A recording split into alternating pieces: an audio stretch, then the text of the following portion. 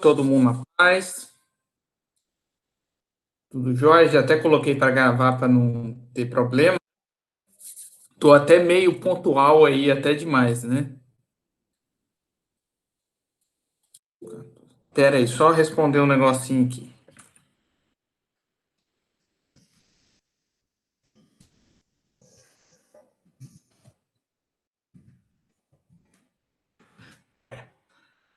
Todo mundo certo? Tô vendo que o pessoal tá meio cheio de atribuições agora no fim do semestre, né? Mas essa aula vai ser uma discussão de casos, como a possibilidade de encontrar um diagnóstico e os possíveis exames a serem realizados, pessoal. Eu separei coisa de 5 doenças bem tranquilas, doenças que nós vimos durante essa caminhada até agora aí. Espero que vocês tenham ver, acompanhar as aulas, essas coisas, que estamos indo aí, né? Mas vamos começar então. O que eu pensei, pessoal? Eu vou só colocar a publicação aqui. Peraí. Não. Nós estamos com 18 pessoas aqui. Eu vou abrir um sorteador, antes que vocês fogem, né? Que geralmente é assim. Vou colocar o número de 1 a 20 por enquanto. Número entre 1 a 20. Sortear como animação. Uma guia do Chrome. E aqui. Estão conseguindo ver a imagem aí, né?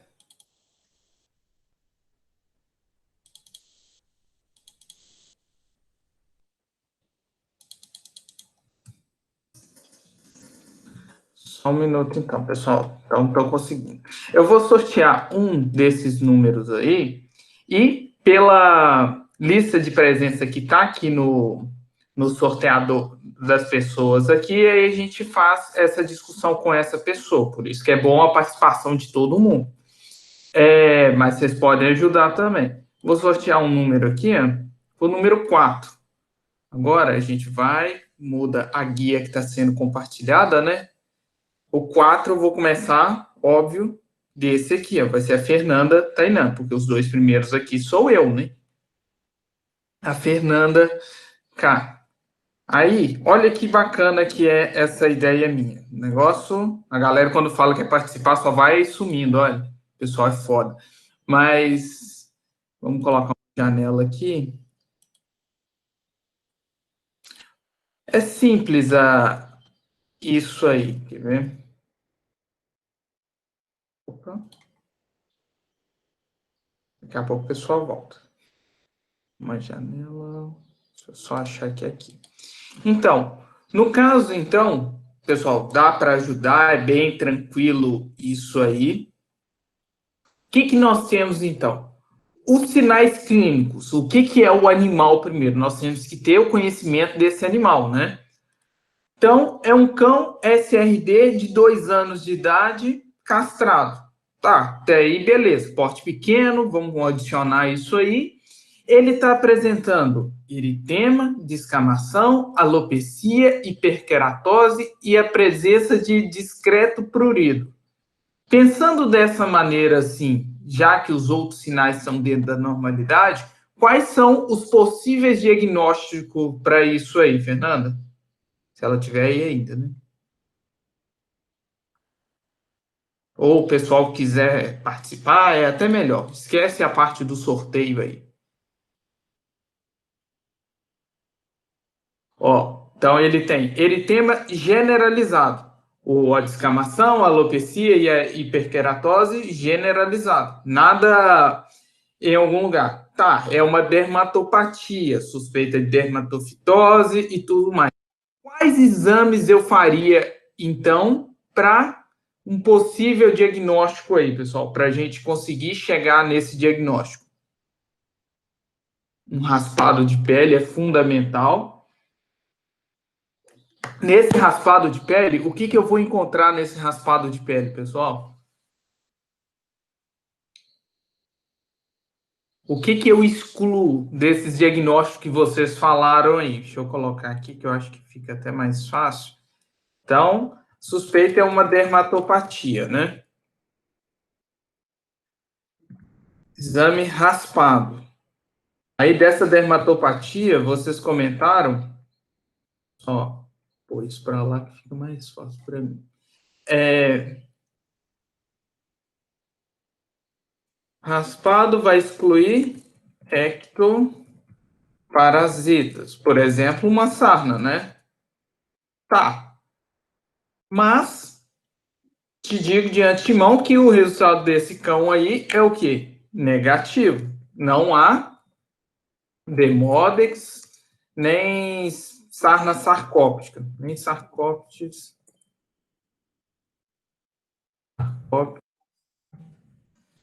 Escabiei. Negativo.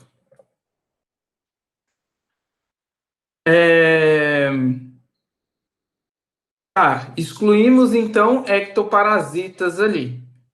Temos outras suspeitas. Quais são? Que no caso aí colocou leishmania,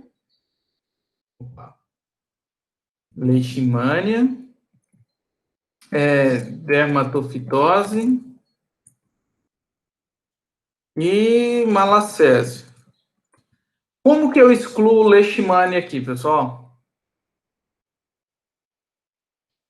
Vocês estão conseguindo acompanhar o que eu estou escrevendo aí, né? Tá. Mas como que eu excluo leishmania? Simples aí.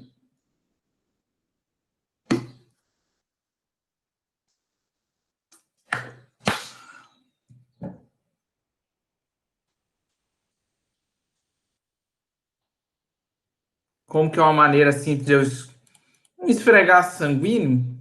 Mais ou menos. Mas vamos pensar de uma maneira mais fácil, laboratorial, de uma clínica, de um consultório, de um hospital veterinário. Nós podemos excluir da seguinte maneira, né?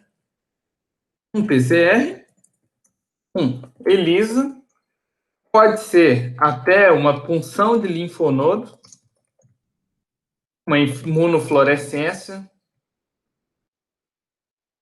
Só que a dica para vocês, né?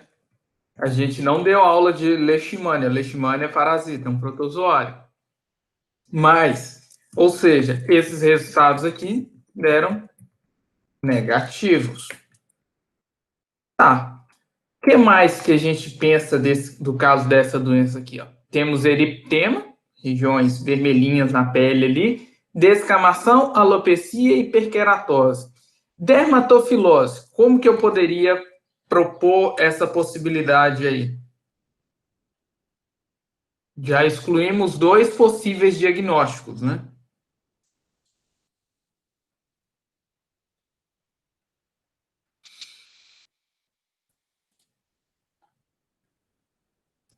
Cultura. Cultura de quê? Tem que ser cut? Eu posso coletar fungos desse animal, coleta de pelos, né? E realizo o quê? O cultivo dos fungos. O uso da lâmpada de Wood, que a Carol comentou aí, é uma excelente ideia para quê? Para eu delinear onde eu vou coletar.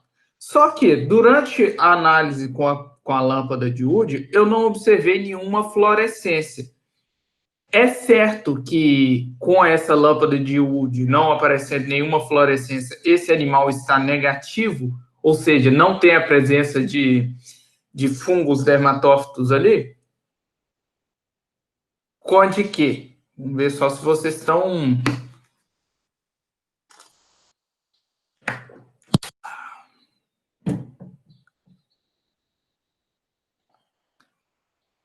Também, mas tem um outro porém, de ele só servir só para Microsporum canis.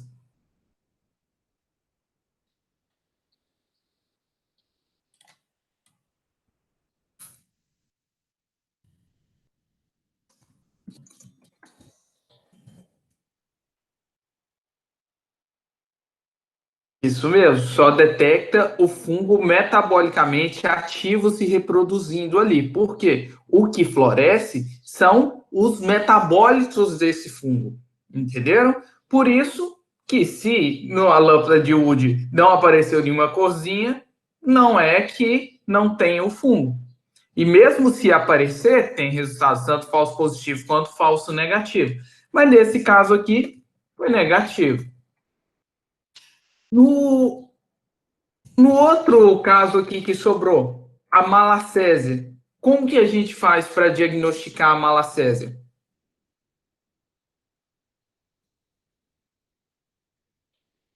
Para excluir as outras possibilidades aí. Podemos fazer um SWAB, boa. SWAB de onde? Da região que está ali. Junta com os sinais clínicos. Mais o quê?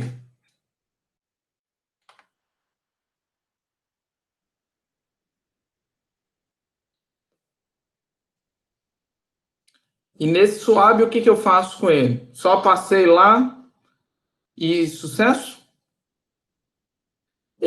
Nós coramos isso aí e faz para microscopia. E faz a lâmina e tal, corando bonitinho, e vamos observar o quê? As formas de baqueta de tambor ou pegada, tem várias nomenclaturas, né?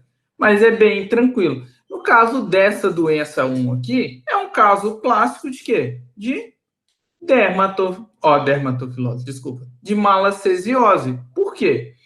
É um cão que está com eritema, está com descamação, está com alopecia, está com sinais sistêmicos, tudo ok. Mas ele vai apresentar o quê?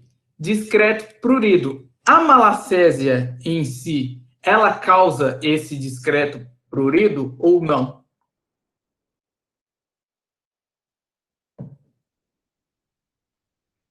E o que causa o prurido, então?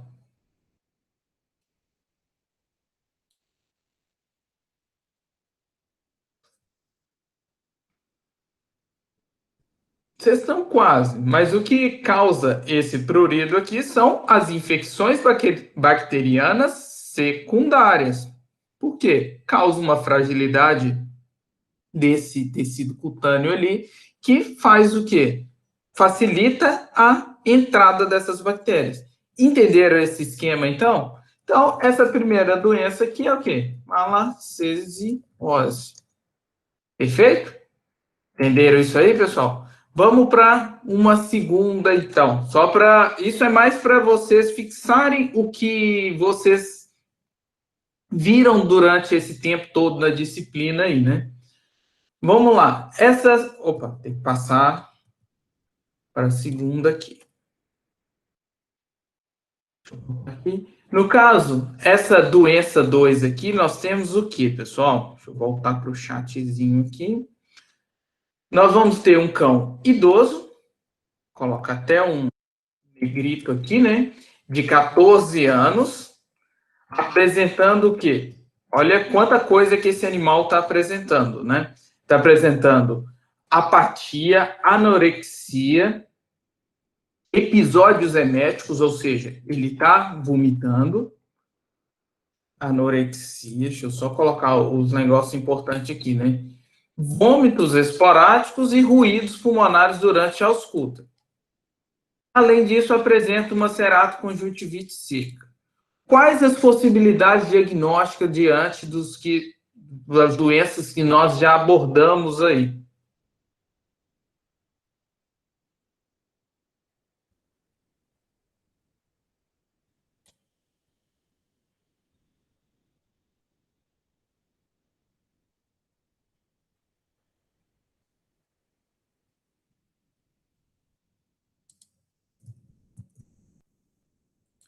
Vamos lá, então. Tosse dos canis, que é uma sinonímia de traqueobronquite infecciosa. Mais o quê? Essas são suas suspeitas, né?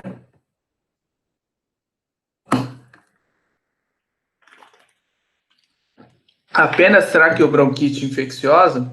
O que mais vocês gostariam de saber desse animal aí para chegar nesse diagnóstico?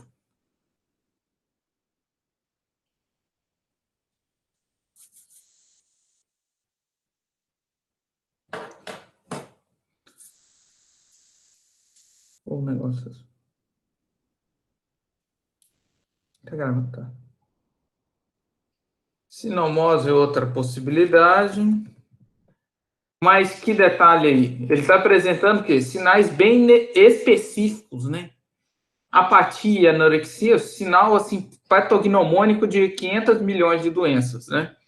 Vômito esporádico e ruídos pulmonares ausculta, também o quê? Muito específico, né?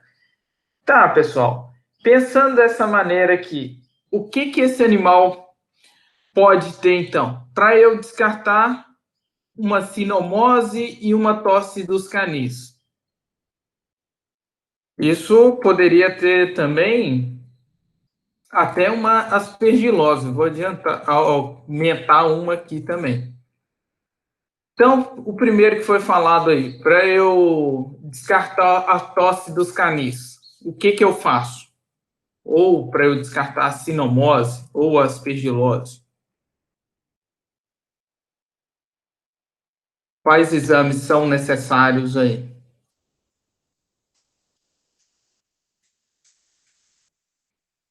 Aqui, um hemograma. O que que é esperado de um hemograma desse aqui?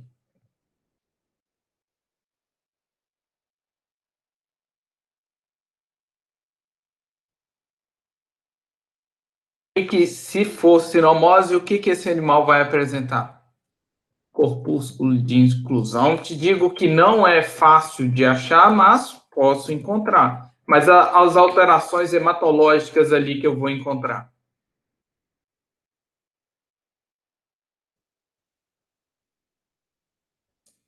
Linfopenia é um dos principais sinais que nós vamos encontrar em todas as infecções virais. Outra coisa que pode apresentar esse animal também é uma leucopenia por completo. Uma panleucopenia também pode ocorrer nesse animal. Beleza. Além disso, o que mais eu posso fazer para identificar uma sinomose nesse animal?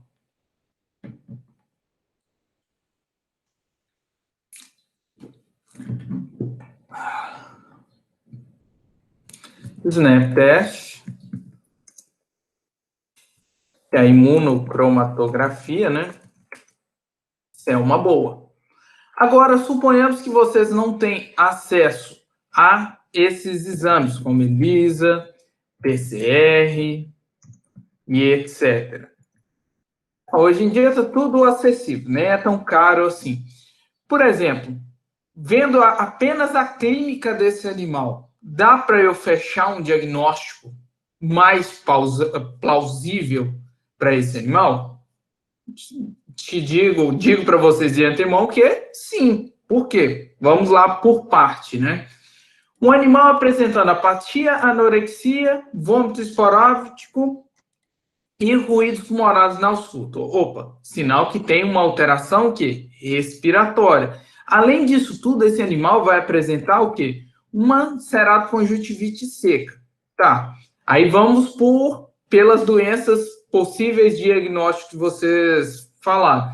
Tosse dos canis apresenta apatia, anorexia? Raramente. Apresenta vômitos esporádicos?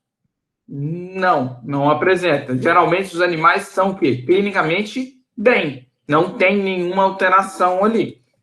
Não há. Opa. Raramente apresentam sinais diferentes de tosse.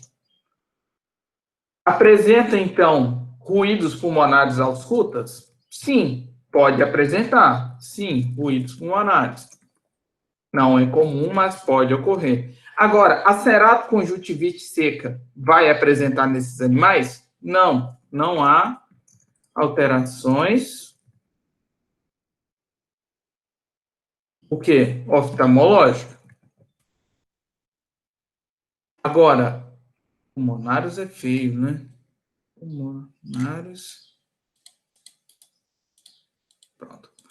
Ou seja, tosse dos canis não, não dá resultado aí, não. Então, esse aqui é o quê?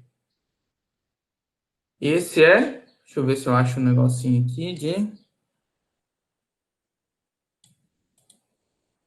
Deixa eu ver ver se eu acho aqui rapidinho.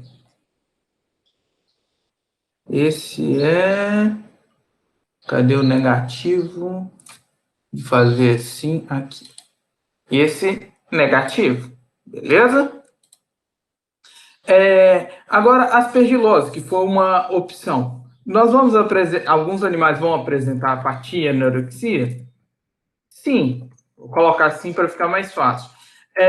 Episódios eméticos pode apresentar algumas vezes, no caso das aspergiloses, o que? Sistêmica. Ruídos pulmonares pode apresentar. Só que a ceratoconjuntivite seca não é comum nesses animais. Então, é uma possibilidade. Agora, no caso da sinomose, o que esse animal vai apresentar? Deixa eu colocar o mesmo emoticon aqui, né? Que é os que a gente usou. Esse a gente descarta. Agora, na sinomose, o que vai apresentar? Vai apresentar anorexia? Vai. O animal vai apresentar vômitos esporádicos? Vai. Apatia? Vai. Ruídos pulmonares? É comum pneumonias virais nesse caso aí. Esse animal vai apresentar bastante estertor na respiração, pode apresentar secreção nasal, por isso que eu perguntei para você se esse animal pode apresentar mais algum sinal, se vocês querem saber mais algum sinal que esse animal está apresentando para fechar. No hemograma, óbvio, vai apresentar o quê? Linfopenia, leucopenia. A linfopenia desses animais é coisa de 500, abaixo de 500 ali por decímetro cúbico de sangue. Acho que é essa o finalzinho mesmo, mas eu lembro que é abaixo de 500, que o valor de referência é de 500 a 1.500, se eu não me engano. Vai estar abaixo desse 500. Leucopenia pode apresentar, principalmente na época que está o quê? Apresentando uma viremia ali, pode ter uma baixa de todas as células ali. Outra coisa que pode apresentar, em alguns casos, pode apresentar trombocitopenia, não é tão comum. E, para confirmar a sinomose mesmo, o SNAP test, a imunocromatografia, o ELISA ou o PCR, são confirmatórios. Mas, apenas com esses sinais aqui, ó, deixa eu colocar em negrito e sublinhar tudo aqui, colocar em itálico também, esses sinais aí que eu coloquei dessa maneira, eles já são o quê? Um grande indicativo para a sinomose. Ah, Marco, mas não é um animal. Mas vamos lembrar que a faixa de atuação dessa doença são tanto em animais jovens quanto, animais idosos. São os dois grupos de risco ali para essas doenças. Perfeito? Entenderam isso aí, pessoal? Então, vamos seguindo aí para a próxima doença. Nós vamos ter... Opa! Já estava na 3 ali, eu falando bobagem aqui. E essa aí, pessoal? Eu estava na 3, nem para vocês me avisarem, que eu estava em outra página aqui. Então, só voltar aqui. Nessa 2 aqui, nós temos o quê? Uma sinomose. Beleza?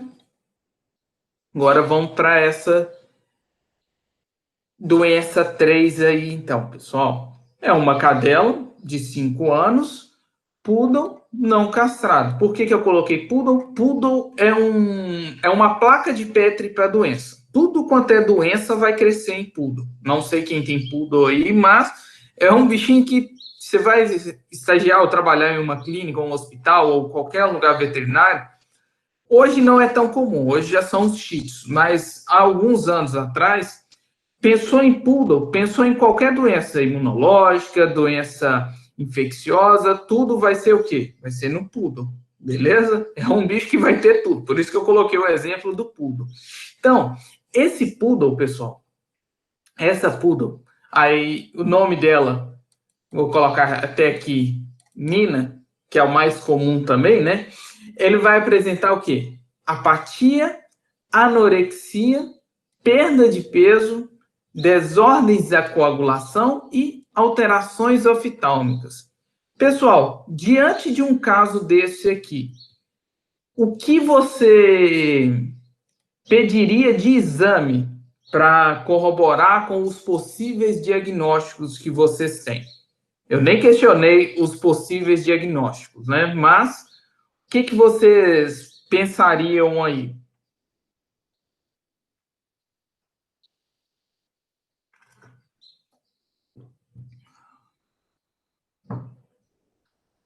Ó, então já temos até aqui o quê? Uma possibilidade de anaplasma.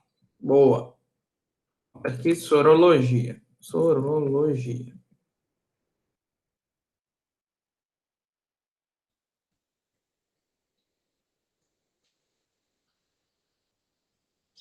Snap teste de anaplasma. Tá. Outra possibilidade de diagnóstico, toxoplasmose, leishmania. Mais o que, pessoal? Lepo-lepo, a leptospirose, hepatite infecciosa, Ehrlichia.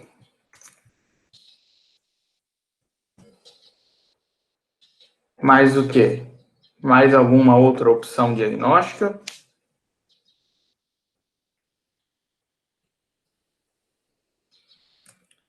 Ou vamos ficar com essas aqui?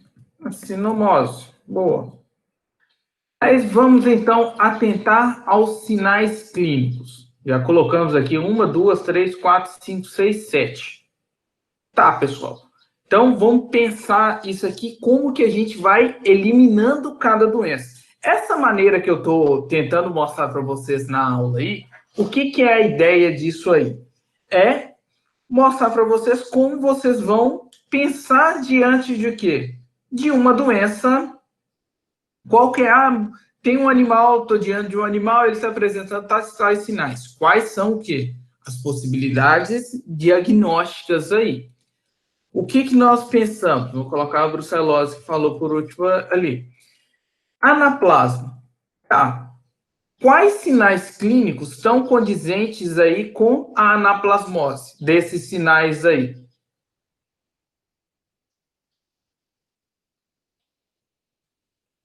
Isso é uma coisa que vocês têm que pensar, ter em mente em qualquer diagnóstico. Vou até tirar isso aqui. Vou colocar desordens da coagulação. Anorexia. Mais o que? A perda de peso também. Vou colocar aqui. E apatia. Beleza. Ou seja, tá condizente. Por quê? Vamos colocar aí que 80% dos sinais clínicos apresentados são referentes a essa doença. Que aí, beleza. Toxoplasmose. Quais sinais clínicos aí que estão presentes na toxoplasmose?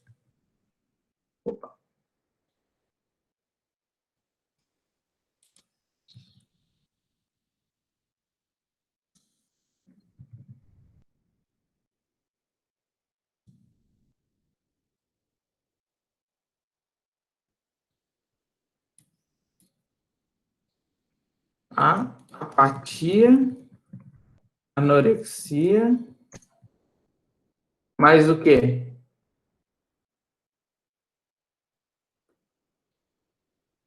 Basicamente isso. Aí nós temos o quê? Um grande viés, né? Não é comum a incidência em cães. Pode ocorrer, mas é raro. Não é raro, né? É incomum. Beleza? Até aí, tranquilo. Então, esse aqui, ó, vamos fazer o seguinte com a toxoplasmose. Já descartamos ela. Beleza? Vou só mudar o layout, o desenho desse trem aqui, para ficar parecido com a aula mesmo, para ficar bonitinho, né? Alterou ali, já. Então, a toxoplasmose nós descartamos, né? Opa. Agora, no caso da leishmania, pessoal, quais sinais clínicos aí são condizentes com a leishmania? Vou até adiantar para vocês. A apatia, anorexia, perda de peso, desordens da coagulação, que junto vai estar esse epistaxe, coagulação. Pode apresentar algumas alterações oftálmicas. Não estou lembrando de cabeça qual que é, mas pode apresentar. Ou seja, leishmania está dentro ainda, né? Leptospirose. Está até grande mais isso aqui. Deixa eu colocar mais um slide aqui. Dividir isso aqui um pouquinho. Espera aí, pessoal.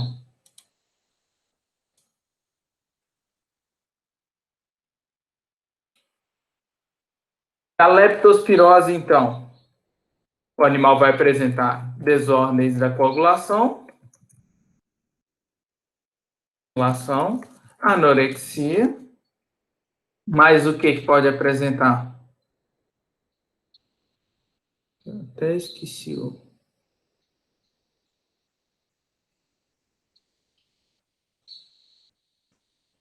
Letargia, apatia, isso tudo. Apatia, perda de peso, e vai indo também. Pode apresentar alguns casos de uveíte também. Ou seja, leptospira está dentro do nosso esquema aí.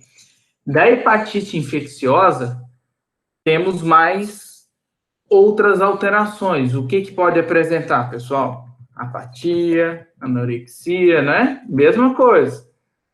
Pode apresentar desordens da coagulação, perda de peso também. Não é verdade? Pode apresentar o veíte, ou seja, está dentro também. Vou colocar para a gente não ficar escrevendo esse tantão de coisa. Está dentro da possibilidade, né? Ehrlichia, apresentam esses sinais também ou não? Todos ou quase nenhum? Mesmo de anaplasmose. Boa. Anaplasma, correto. Sinomose vai apresentar essas alterações todas? Nós vamos tirar o quê? Distúrbios da coagulação, não é comum. Opa, eu esqueci de... Não é comum. Pode apresentar anorexia? Pode. Apatia? Pode. Uveíte? Não é comum. Ou seja, essas possibilidades ali... Opa, é esse aqui não. É control... Essa aqui nós também descartamos, beleza? Por último aqui a brucela. O que sobra para a gente aí da brucelose? Pode apresentar apatia, anorexia, não vai ter distúrbio da coagulação, suas alterações são mais o quê? Reprodutivas, muitas vezes não apresentam sinais sistêmicos tão evidentes, então, o que acontece? Exclui também, beleza? Então, o que sobrou para a gente aí, pessoal? Vou tirar essa aqui. Sobrou hepatite, leptospirose, Ehrlichia. E vamos colocar ele na outra página aqui, ó.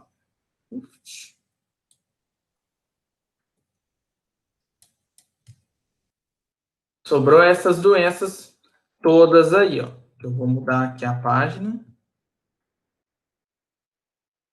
Sobrou essas doenças. E aí, como que eu já excluo mais doenças aqui, pessoal? Lembrando que temos anaplasma, leishmania, Ehrlichia, hepatite e leptospirose aí, no caso da cachorra Nina.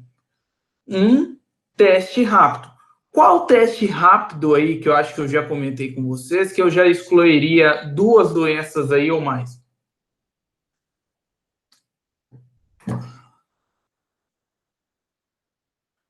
Podemos fazer também para identificar duas doenças, essa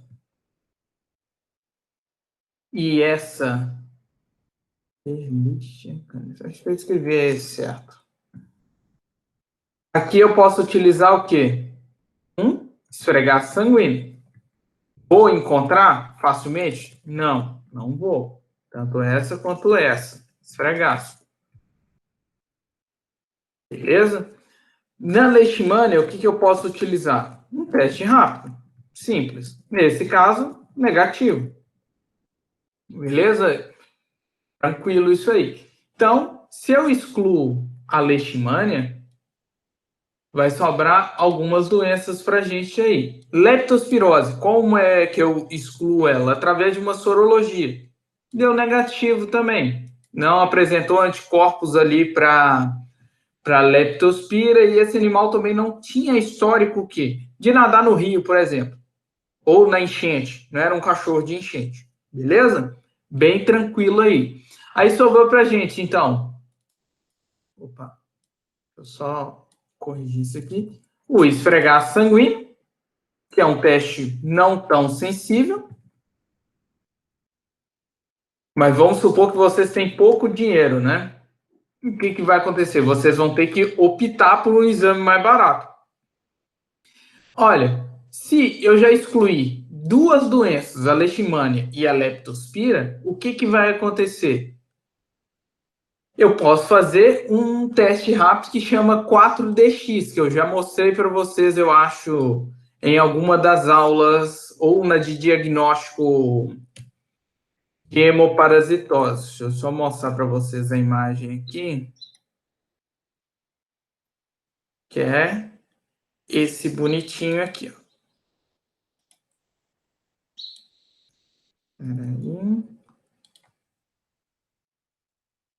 É esse que vocês estão vendo na tela aí, ó. O que ele identifica, então? Opa, deixa eu apagar aqui. Ele vai identificar anaplasma, duas espécies de anaplasma, né? Que é a fagocítophilo e a platis. Vai identificar Dirofilaria-mites, que é o verme do coração, né?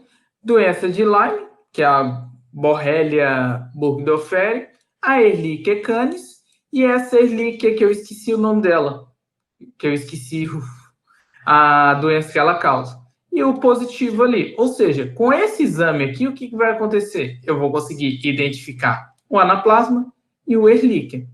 Beleza? E o que eu vou fechar nesse aqui? Em Ehrlichia canis. Por causa de quê? Por causa dessa uveíte inferior que é comum de ocorrer nos casos de Ehrlichia ali. Se eu colocasse que esse animal tem o histórico de contato com carrapato, essas coisas todas, facilitava muito mais o diagnóstico, né? Entenderam? No caso do esfregaço sanguíneo, qual que é o problema desse esfregaço sanguíneo? O que eu vou localizar nele na maioria das vezes? E onde, qual célula que eu procuro, né?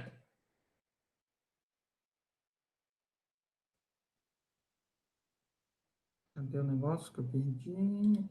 Aqui. Eu vou buscar as mórulas, mas tá. O que eu vou... Em que tipo celular que eu vou procurar? É nos leucócitos, nas hemácias.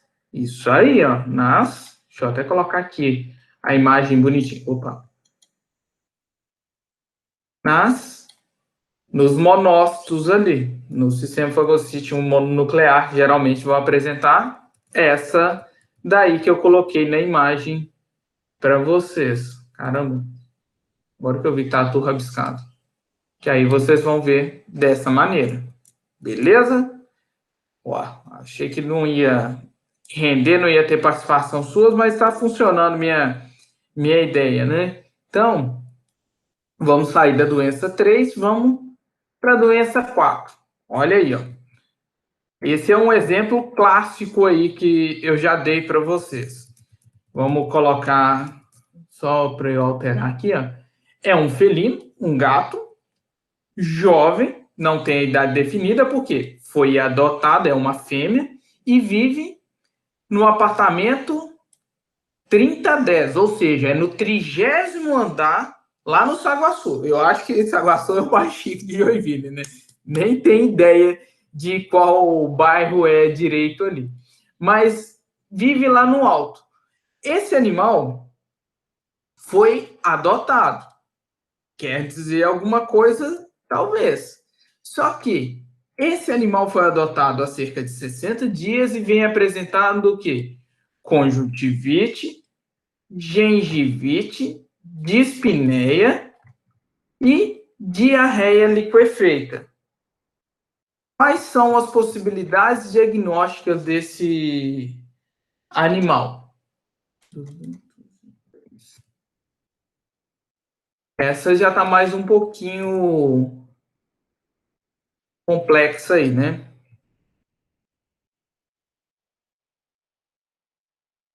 Mas adotou clinicamente bem. Esse animal começou a dar ruim aí depois, mas vamos colocar aqui então, diarreia liquefeita. Então, uma possibilidade é FeLV. Ele vive em alto padrão, tem alimento de boa qualidade, né? FeLV e FIV. Opa. E apresenta alterações respiratórias também. Lá não tem outros gatos. Qual outra doença pode ser? Eu sei que nós não abordamos outras doenças de felinos ainda.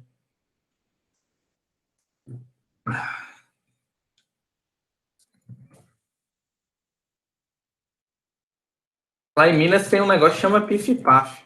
É mó bom o pão de queijo desse. Mas não é o caso, eles vêm de frango também. Mas pif também é uma boa. E o complexo, isso vai ser de outra aula ainda, mas é bom vocês terem noção, né? Respiratório felino. Então, vamos lá por partes, então. Bom, essas aqui são as principais doenças que nós abordamos dos felinos em poucas palavras aí, né? FeLV e FIV. Ambas são o quê? Virais. A FeLV apresenta, igual eu comentei com vocês têm que ir excluindo as possibilidades diagnósticas, né? A FeLV apresenta conjuntivite, alteração em conjuntiva.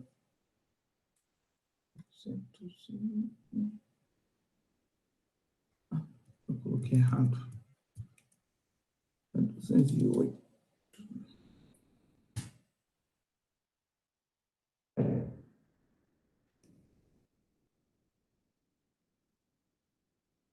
E aí, a FeLV pode causar. Cadê o negócio? Mas pode causar alterações em conjuntiva e etc. Gengivite pode causar na FeLV? Pode. Dispneia pode causar. E o que causa essa dispneia na FeLV?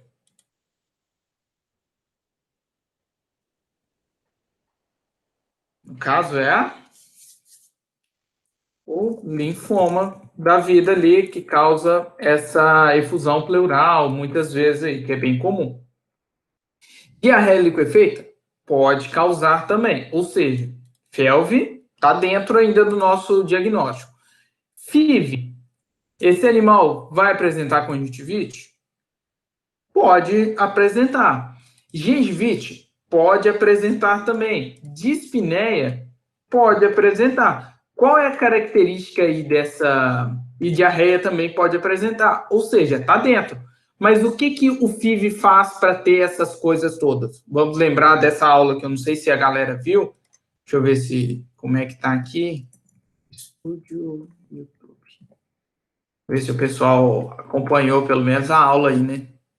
Senão eu estou fazendo pergunta e ninguém viu a aula. Estatística, vídeo. Foi da última aula. Umas 10 pessoas aí viram isso aí.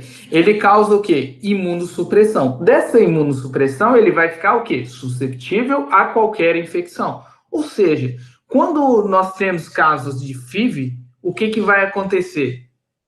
essa FIV, esse animal vai apresentar qualquer doença que a gente imaginar. Por exemplo, uma simples indiscrição alimentar por um alimento equivocado que esse animal foi para comer, não, falei até bonito, né? O que vai ocorrer? Vai acontecer uma doença mais grave, porque o sistema imune dele não está apto a corrigir isso aí. As infecções oportunistas vão ficar mais graves, beleza? Então, pode apresentar tudo isso aqui. Da peritonite infecciosa felina, que eu vou até ver o cronograma aqui, que eu não sei se... Será que eu não montei aula disso ainda? Eu acho que não, né? FIV-FeLV, panleucopenia, complexo respiratório. Ah, e PIF. Então não, tá em breve ainda. Essa é em breve no nosso estúdio aí do Ledvet Hollywood. A PIF, eu vou até falar de antemão aqui que eu não estou atualizado em relação à PIF, que foi uma coisa que eu nunca atendi ali praticamente assim, né? Eu já vi relatos de pós-morte, essas coisas, mas muitas vezes é uma doença silenciosa. Quando você vai diagnosticar, apenas no resultado o quê?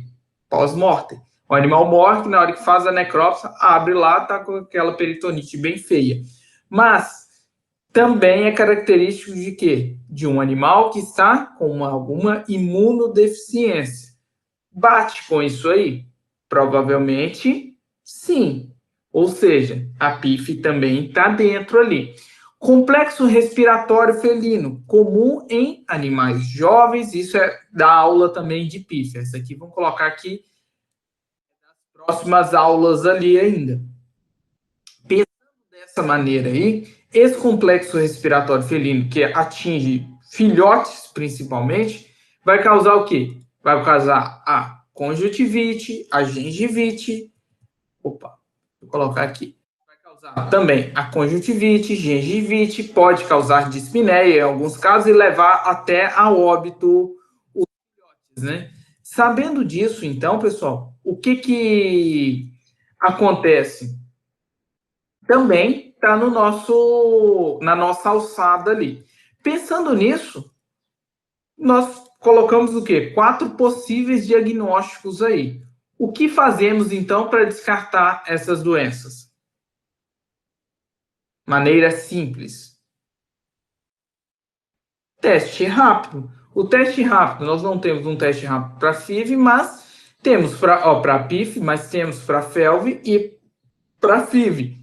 E, se eu não me engano, não, para complexo respiratório felino, você vai através da clínica, basicamente. Pensando disso, então, sobra, vamos excluir essas duas aqui, que não tem uma possibilidade de diagnóstico em relação a teste rápido.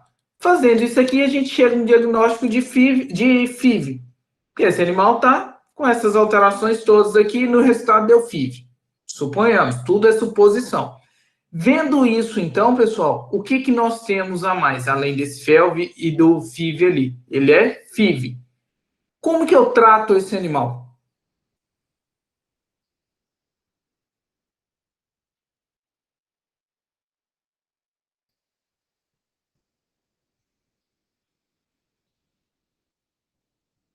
O principal, igual a Bruna comentou, é manter o quê? A imunidade desse animal ali. Não temos uma cura específica, temos que manter o quê? Uma alimentação adequada, de boa qualidade, evitar que esse animal saia, ou seja, a posse responsável aí, mantendo esse animal dentro de casa, e também fazendo a seguinte coisa: evitar que ele infecte outros animais. Ou a partir do momento que você mantém ele em isolamento, você reduz a capacidade dele de infectar outros animais. Realizar testes semestrais ou anuais nesses animais, evitar introduzir no seu plantel, que quem tem gato geralmente tem mais de um, evitar de introduzir no seu plantel ali mais de um gato, sem teste, sem nada, e assim vai. Essas recomendações são a mesma para a FeLV. Há estudos de usar alguns antirretrovirais, ou seja, alguns antivirais aí, mas são estudos utilizando medicamentos humanos e tudo mais, sem uma efetividade comprovada ainda disso tudo. Perfeito, pessoal? Bem tranquilo aí, mas vocês eu vi que já estão pegando a manha de como diagnosticar as coisas. Essa é a ideia. Isso vocês vão utilizar nas próximas disciplinas aí. Agora, para finalizarmos aí, pessoal, uma doença 5. Nós temos o quê? Uma cadela de 7 anos, castrada, boxer. Sempre quando eu penso em boxer, eu já penso em quê? Em mastocitoma.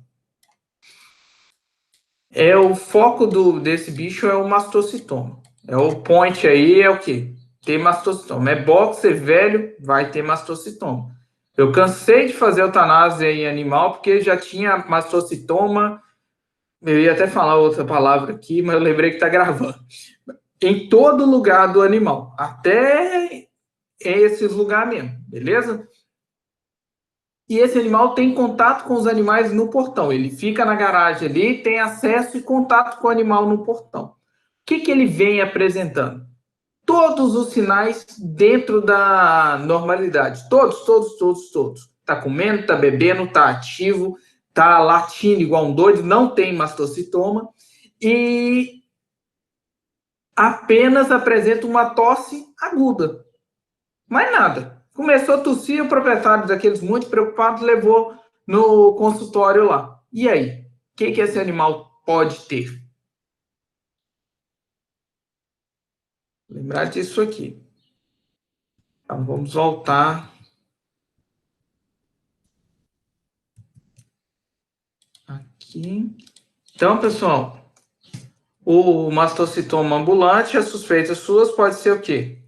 Tosse dos canis. Mais alguma ou não? Mais alguma doença? O que vocês acham? Provavelmente não, né? Igual quem comentou, a Bruna comentou, principalmente por causa de quê? Contato com os animais no portão. Por isso que eu até coloquei isso aqui nesse negócio, para o quê? Para vocês já pensarem nessas possibilidades. Tá, diante dessa possibilidade de tosse dos canis, chegou lá no seu consultório, clínica, hospital, como que você confirma isso aí, clinicamente?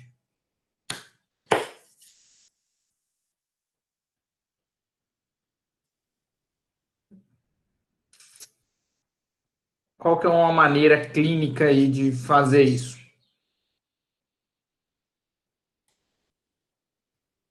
Esse é um dos diagnósticos prazerosos de fazer durante o atendimento, que o proprietário sai satisfeito e você também. Não, diagnóstico clínico, nada de laboratorial. Eu sei que isso é coisa de semiologia, mas juntamos o anamnese, o histórico, mas no exame físico ali, o que a gente faz que diagnostica uma grande possibilidade disso aí? A ausculta nem tanto. E muitas vezes, na hora que você coloca o estetoscópio, o animal vai tossir, até doer mais um pouquinho. Vou sugerir para vocês que é uma coisa muito simples, o comprimir a traqueia, é o reflexo de tosse. Isso mesmo, é o principal ali. Fez, esse animal tossiu ali naquele momento, ele está com o quê? Com reflexo de tosse positivo. Aí você alia o quê? A anamnese, o histórico do paciente e esse reflexo de tosse positivo, muitas vezes na ausculta pulmonar, tá limpo. O problema é apenas o quê? A traqueite que esse animal apresenta. Vou contar só para a gente finalizar rapidinho aqui, um caso durante a residência. Não esqueço isso. Eu era R2 já lá em Viçosa, e vi o relato da ficha assim, animal tossindo, não sei o quê, e o estagiário que já tinha examinado, já preenchido a ficha, tosse dos canis, beleza. Eu só fui lá, fiz esse reflexo de tosse e voltei. O R1 que me acompanhava era uma orelha seca, né? Tipo assim, não sei o quê. Fala, rapaz, junta-se toda a história desse animal e esse seu exame físico e fecha o diagnóstico. Não, tem que fazer um raio-x, não sei o que. Olha, você vai estar jogando dinheiro fora do proprietário. Tudo bem, faça. Era mixaria, era coisa de 10, 20 reais o raio-x lá em Viçosa. Foi pro raio-x, veio uma estagiária que até virou residente. Mas como é que você fala que é tosse dos canis se você nem esbarrou, nem examinou o cachorro direito? Olha, eu estou te falando de experiência própria. Olha o animal. Ele não tem alteração na ausculta. A traqueia dele, você esbarrou e já está tossindo igual um doido. Velho, é isso. Pode confiar em mim. Aí foi, fez o raio-x, voltou com aquela cara assim. Era isso mesmo. Tava limpinho, não tinha nada. Então, isso, pessoal, eu só estou comentando que, tipo assim, não que eu seja um veterinário experiente, mas era uma coisa tão simples, tão comum, que eu falei assim, é batata. Não adianta você ficar questionando, procurando chifre na cabeça de cavalo. Mas é uma coisa bem comum de se ocorrer e o tratamento disso aí é muito simples. O que vocês fariam de tratamento?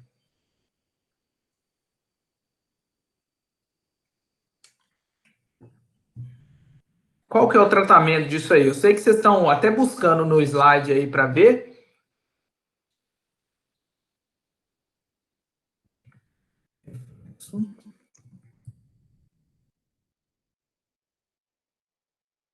Qual que seria o tratamento disso aí, então?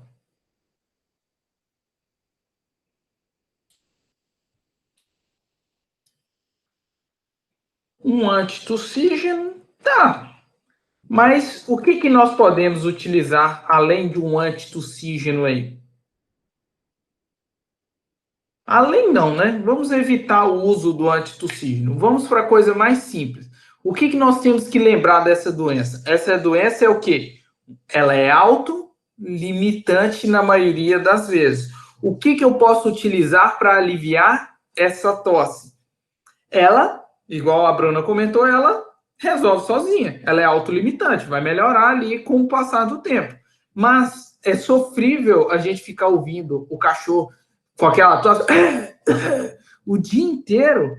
E isso incomoda. Todo mundo já ficou com uma tosse, né?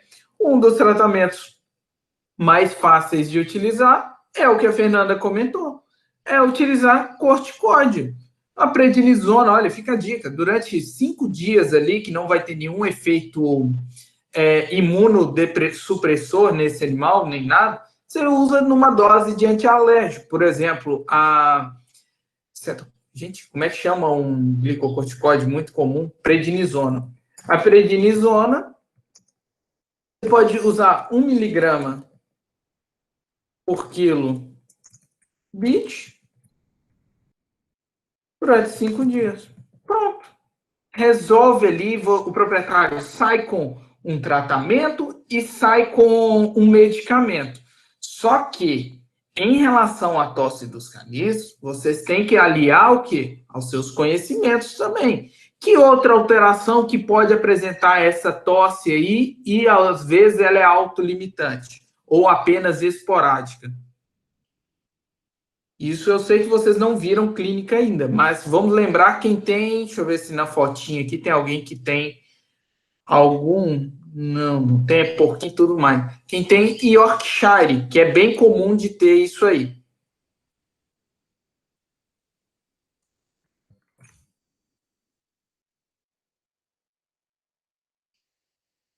Que aí apresenta essa tosse, vai apresentar reflexo de tosse positivo. Vou colocar aqui, cuidado com os Yorkshires. Yorkshires em geral. Essas pequenas. Onde que? Famoso colapso de traqueia. Isso mesmo.